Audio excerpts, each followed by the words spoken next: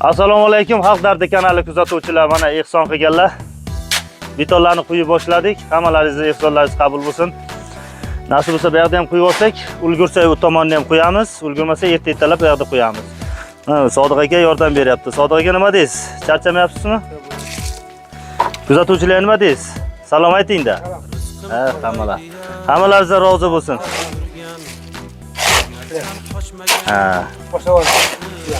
Sodiq aka gurungni beringchi. Shuni sapko'yda qo'yasizmi, satillab qo'yasizmi yo? Satillab qo'ying.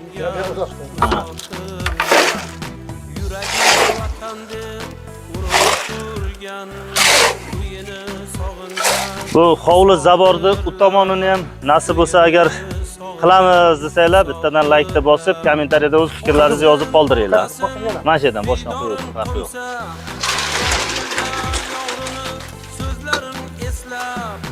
Kecha mo'yindan bo'lak olsam bo'ladi. Bo'laksak, kam ketadi sizimizdan. Bir ila olamiz. Nasib bo'lsa. O'g'lim boy. Og'dar yo'q. Eleba o'zimdagi. Ay yashan.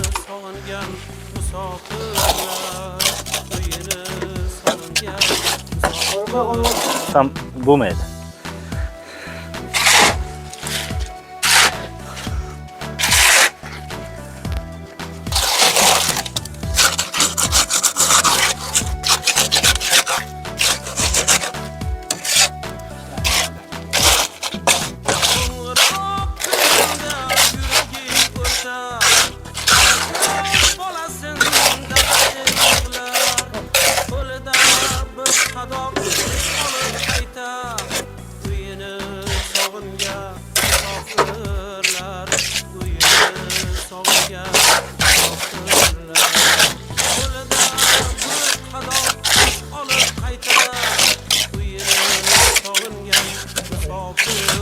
Buyurun, her şeyden koyalım.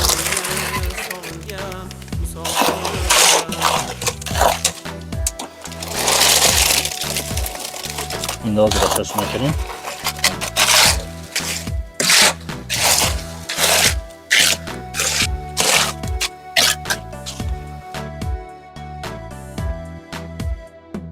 Musofirlik yozilgan taqdirning ishi, hayot ming jumboqdir, o'tmaydi tishi.